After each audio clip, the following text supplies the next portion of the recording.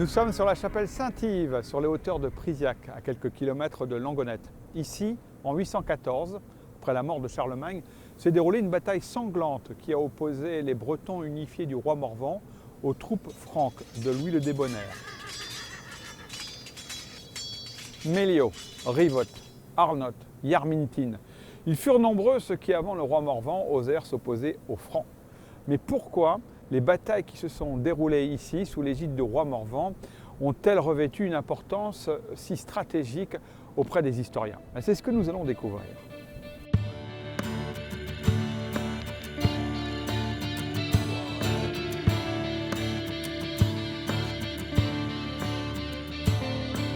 Après la mort de Charlemagne, son successeur, Louis le Pieux, décide d'en finir avec les Bretons.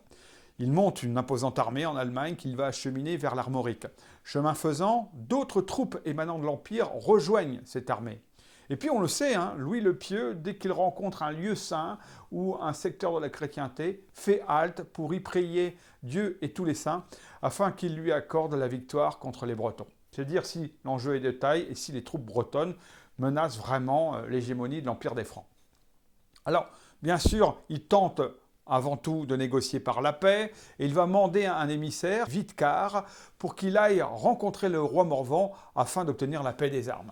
Witcar se rend dans la demeure du roi Morvan. Il est impressionné par le luxe de celle-ci et par la rutilance des armes qui sont mises en exposition là, peut-être pour l'impressionner. Alors, il demande que le roi Morvan se soumette à l'empereur afin que les Bretons puissent payer le tribut. Les palabres vont bon train, et puis arrive un événement. Dans l'embrasure de la porte, une femme, on dit qu'elle est très belle. Celle-ci toise fièrement, Witcar, se rapproche du roi Morvan, se met à ses genoux un bref instant, se relève, l'enlace tendrement, lui caresse la barbe et lui susurre quelques mots à l'oreille. Le roi Morvan cesse tout dialogue avec l'abbé et celui-ci prend congé. Alors d'après les écrits de l'époque, on sait que le roi Morvan a passé la nuit en libation avec son épouse. Vexé, le lendemain matin, très tôt, Witcar va au-devant du roi Morvan afin d'obtenir sa réponse. Et voici ce qu'il va dire. « Va promptement trouver ton maître et répète-lui ces paroles. Je n'habite point sa terre. Je ne veux point subir sa loi. Qu'il règne sur les Francs, soit, mais Morvan a le droit de régner sur les Bretons sans payer de tribut. Si les Francs nous font la guerre nous la leur rendrons. Nous avons des bras, nous saurons nous en servir. » Alors, l'abbé Witcar est dans un premier temps sidéré, il se ressaisit et il menace le roi Morvan de nouveau. Et celui-ci lui répond « J'ai 1000 chars remplis de javelots. Que les Francs se tiennent prêts, qu'ils mettent des boucliers blancs, nous aurons des noirs. Vienne la guerre, je ne la crains pas. » C'est en ces mots que le roi Morvan décida de déclarer la guerre à Louis le Pieux, qui est à quelques encablures, puisqu'on le sait, il est venu avec sa horde sur les collines de Priziac. Et va s'en suivre donc un premier combat. Celui-ci sera victorieux pour les Bretons. Après cette défaite, il faut bien le dire, Louis le Pieux va ronger son frein. Il va préparer sa revanche. Le combat s'engage. Au final, le roi Morvan sera tué.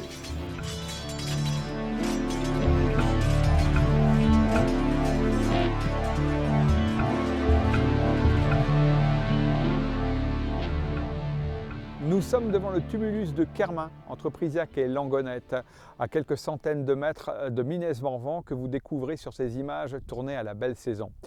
Minesmorvan, c'est l'endroit où le roi Morvan a perdu la vie en 818 dans son ultime combat contre les troupes franques. Le tumulus derrière moi, selon la légende populaire, abriterait les restes du roi Morvan. Il n'en est rien, puisque l'on sait que celui-ci a été construit à l'âge du bronze, et surtout que Louis le Débonnaire avait absolument tenu à ce que son rival soit enterré selon les rites chrétiens. D'ailleurs, on ne sait pas ce qu'est devenu la dépouille du roi Morvan.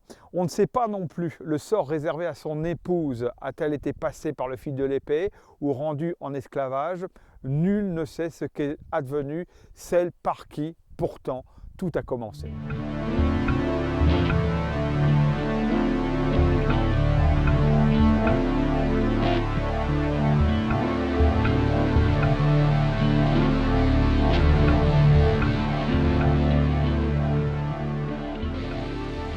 Alors on le sait, la deuxième bataille qui voit s'affronter les Bretons aux Francs va tourner à l'avantage de ces derniers.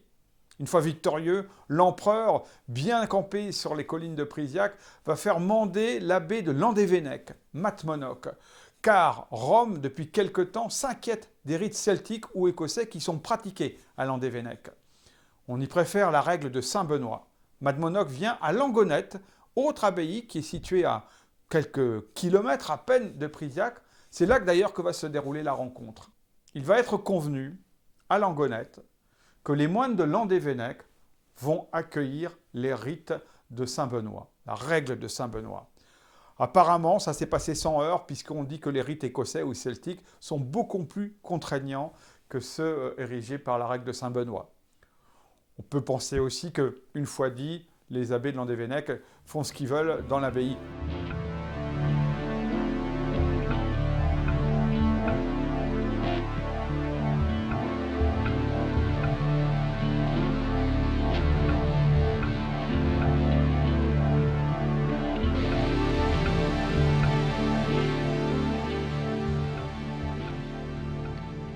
Le clocher de Prisac regarde vers le lac au Trésor. Cette commune, avant l'arrivée des Romains, était partagée entre le secteur des Osismes et celui des Vénètes. Et il semble que ce soit ces derniers qui aient gardé leur influence sur la commune.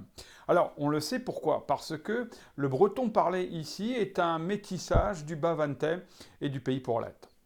Prisac, donc, non entré dans l'histoire par la Grande Porte, puisqu'on y trouve trace dans le cartulaire de Landévennec, qui date du XIe siècle.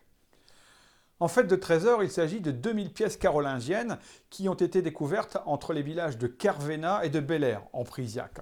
Elles portent au droit la mention Carolus Rex et au revers Mettulo. Alors Mettulo, ce n'est pas un mystère, hein.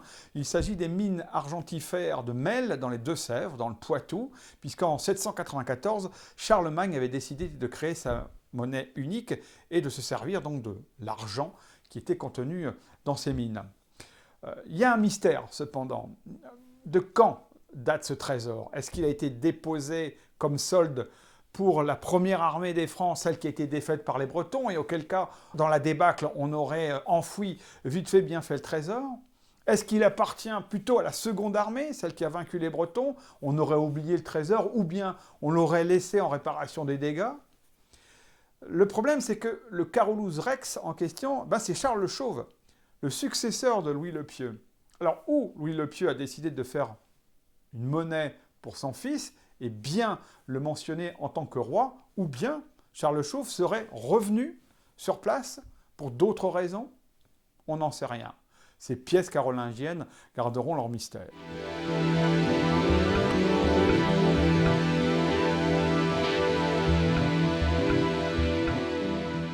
Alors on peut penser qu'après la mort du roi Morvan, l'histoire s'arrête là. Eh bien non, il n'en est rien. 4 ans plus tard, un certain Viomar en breton, prendra les armes lui aussi contre les Francs. Nous sommes en 822 et continuera la lutte. Alors, dans toute cette histoire, il convient de chercher la femme. Pourquoi? Parce que, si vous voyez ces images, nous sommes ici dans la carrière de Locuon, en Ploerdut.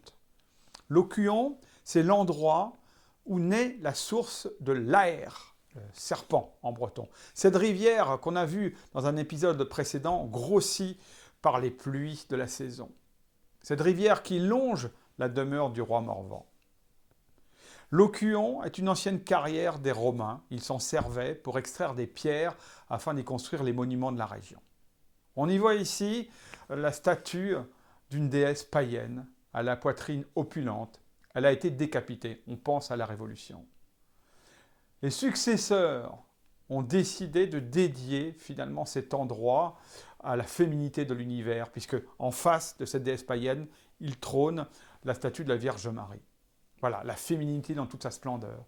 N'est-ce pas finalement ce courant qui a inspiré celle qui un jour susurra à l'oreille d'un roi qu'il fallait se révolter contre les Francs?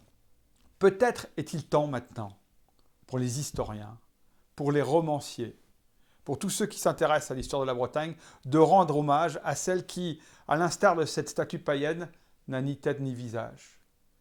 Car peut-être, finalement, que c'est elle, la première reine de la Bretagne.